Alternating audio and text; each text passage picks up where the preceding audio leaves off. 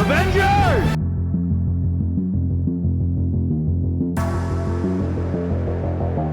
Assemble. Hey there, quirky people. Today we're going to look at the MCU's powerful new team of heroes and compare them to the team that everyone has loved over the years. The Eternals have finally emerged from the shadows to take on a new deviant threat, but their arrival has had people asking several questions. And one of those questions is, are Eternals stronger than the Avengers? The Avengers have been the saviors of Earth and the entire universe for more than a decade in the MCU. Yes, they did lose at the hands of Thanos, and they totally redeemed themselves 5 years after that. Endgame brought the strongest lineup of the Avengers forward by assembling heroes from across the universe. They were able to take on Thanos and his army really well. But can they take on the new MCU team? I'm pretty sure that the Avengers would manage to defeat new teams like Fantastic Four and even the X-Men. But it will not be easy to defeat the Eternals just like that. I know, right? To find a winner, we'll have to look at the powers and abilities of all Eternals. In the comics, the Eternals were created by Celestials on Earth, and usually share one similar set of abilities. They all possess superhuman strength, speed, stamina, agility, flight, superhuman reflexes, and durability. But the degree of these powers keeps varying among them. Apart from the similar abilities, they also have a few distinct powers that differentiate them from each other. The MCU has made quite a few changes amongst the Eternals. First of all, this is a team of aliens that arrived on Earth 7,000 years ago, and the common powers amongst all Eternals have been toned down. They are all immortals, but all of them cannot fly. The degree of their superhuman strength and endurance also varies from one member to the other. They are powered by cosmic energy, but they specialize in different ways to use that cosmic energy. We're going to give you brief glimpses of the power that all these guys possess individually. So first, let's start with the tactical leader of the group, that is, Icarus. He is the only Eternal who can fly in the MCU. He shoots cosmic beams out of his eyes, and he obviously possesses massive superhuman strength. He can actually take on an army all on his own, so he'd be the most important warrior of the Eternals. Next up, we've got Sersi. She is not as strong as other Eternals, but she possesses the best ability of all. You see, she can manipulate matter and change the makeup of any non-sentient material she touches. So, anything her opponents would throw at her could be altered into dust, petals, or whatever she likes. At number 3, we've got Athena. She is a fierce warrior who can use cosmic energy to form any handheld weapon she can think of. She also possesses peak physical strength. But someone who is stronger than her, and probably even Icarus, is Gilgamesh. He is capable of projecting a powerful exoskeleton of cosmic energy, so he could easily take on the strongest characters like Thor, Hulk, Hercules, or Thanos. Next up we have Makkari. She is the fastest woman in the universe, and I believe she can win any battle for the Eternals all alone. On number 6, we've got Kingo. He is the Eternal with the power to project cosmic energy projectiles with his hands. But the Eternal who is much more efficient is Phastos. He is blessed with the power of invention, so he can instantly create catastrophic weapons with cosmic energy and use them in battles. After him, there is Droog. He may not be as strong physically, but can use cosmic energy to control the minds of people. So, he can manipulate a platoon all by himself. Last but not the least, we've got Sprite. She appears to be a 12-year-old girl, but she has the ability to cast lifelike illusions. I'd say that she's a much more efficient version of Loki. Who actually believes this bunkum? Now that we're done with the powers of everyone, let's try and pit them against the Avengers. For this video, I'm going to pit the Eternals against 3 different lineups of the Avengers. First, I'm going to bring in the Age of Ultron lineup of the Avengers. You see, I couldn't have gone for the OG 6 Avengers because not only were they short of team members, but they were also short of powerhouses.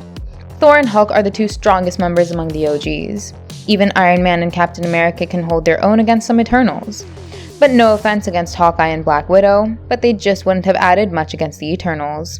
So, the matchup would have been pretty one-sided. These 10 Eternals would have wiped the floor with the Avengers, despite the likes of Thor and Hulk being among them. So to give the Avengers a good chance, I had to go with the Age of Ultron lineup of the Avengers. Adding War Machine, Vision, Quicksilver, and Scarlet Witch to this team makes it more balanced. This way, we'd get to see a Civil War-like battle between Eternals and the Avengers. Thor could go up against Icarus, The Hulk could take on Gilgamesh. Captain America would have to fight Thena. Iron Man would battle Phastos. War Machine would tussle with Kingo. Quicksilver and Makari will have a speed battle of their own. The android Vision would fight Droog, since he'd be invulnerable to Droog's mind control. Wanda can battle the matter-altering Cersei. And the likes of Clint and Natasha could go up against Sprite, the Illusionist, and Ajak the Leader. But still, I'd say that the results of these battles would still favor the Eternals. The battle between Thor and Icarus would end up in a tie at best if Icarus doesn't win. Gilgamesh would definitely win against Hulk. Thena and Cap would have a tough battle if Cap fights with his Mjolnir. But ultimately, Thena would emerge victorious. It is possible that all of Tony's current inventions were actually nudged by Phastos, so you can't just simply say that Iron Man would win. Shit. Among Vision and Droog, Viz should win. Wanda might be able to take down Cersei, since she is obviously the strongest Avenger. Kingo would beat War Machine for sure. Makari is much faster than Pietro, so she'd win as well. And I believe that the fight between Sprite, Ajak, Natasha, and Clint would go the Eternals' way. So at the end, it's just WandaVision who might be left standing against at least 6 Eternals. Once again, the Eternals would prove to be stronger. So let's take things to the second level. Here, we'll be pitting the Eternals against the Avengers from Endgame. In the previous battle, we had to nerf down the Eternals team to make the fight seem even. But now, all Eternals are going to unleash their full strength because the Avengers have blood to spare. The Falcon and the Winter Soldier, Ant-Man and the Wasp, the Guardians, Black Panther, Doctor Strange, Spider-Man, Captain Marvel, and several others get added to the lineup of Captain America, Iron Man, Thor, Hulk, War Machine, and Hawkeye. So this is where we might get a fair battle between the Avengers and the Eternals. But even with these huge numbers and powerhouses like Thor, Captain Marvel, Scarlet Witch, and Doctor Strange, the Avengers don't get a guaranteed victory. It's not possible. That's because all the Eternals would be capable of taking on more than one Avenger at once. And if they get a bit of prep time against such a massive team, they'd manage to win. Almost all their members have high endurances and durability. They are all overpowered, and even the ones that get injured could be healed by Ajak instantly. So they'd be able to fight for a really long time if the Avengers don't take down Ajak soon. And this time, they'd certainly use their special power, which is the Unimind.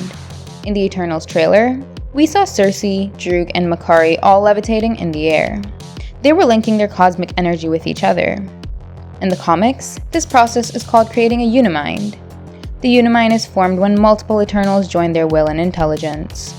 They assemble to create one giant being of light, mind, and pure energy, or in this case, a being of cosmic energy. So defeating all 10 Eternals in the state of Unimind would prove to be extremely tough for the Avengers.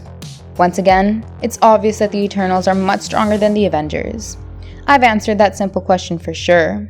But strength doesn't always deliver a victory. Yes, it makes a win very plausible. You could have saved us. But even a weaker team could find ways to bring down a stronger team. So in the battle against Eternals and the Avengers from Endgame, I'd leave the results upon the writer. He or she can make the Eternals the victors, or they could decide to go the Avengers' way. But the Eternals actually have a trump card on their side. This is more of a cheating option, so I don't think the Eternals would want to use it in a fair fight. You see, Ajak can actually communicate with the Celestials, so she could call in one or two of those mecha gods to win the fight for them. Yes, I know that I favor the Eternals a lot in this video, but for the third section, I'm gonna go with the Avengers. Here, I'm pitting the Eternals against the new Avengers. This team has not yet formed in the MCU. But despite the overpowered abilities of all the Eternals, they just cannot win unless they pull out their cheating options. That's because the new Avengers will have many new powerhouses. Characters like She-Hulk, Monica Rambeau, Miss Marvel, and Moon Knight will come in. Shang-Chi will be a part of the team wielding the 10 Rings of Power. Several young Avengers would be a part of the lineup. We'll have Blade, and some other street-level heroes like Daredevil and Echo. The Fantastic Four will be in the picture. And then there's the mighty Thor, Jane Foster, who would accompany the existing Avengers like Captain America, the Winter Soldier, Thor, Doctor Strange, Captain Marvel, Spider-Man, Scarlet Witch, White Vision, and so many more. So even though the team would miss Steve Rogers, Tony Stark, Natasha, and probably even Clint, they'd still have a stronger chance to win against the Eternals this time. Yes! I haven't even talked about the mutants, or new cosmic heroes like Adam Warlock, Silver Surfer, or Nova yet. The new Avengers lineup would be so big anyway, so they'd surely be able to win against the Eternal Warriors. At the end, I'd say that the greatest power would be in the hands of the writers handling these battles, but I'd like to hear your opinion too. Who do you think would win between the Eternals and the Avengers? Let us know your thoughts in the comments. Give us a thumbs up and hit the subscribe button if you enjoyed the video. And don't forget to check out some more fun content on our channel. Thank you, and I'll see you in the next one. Goodbye!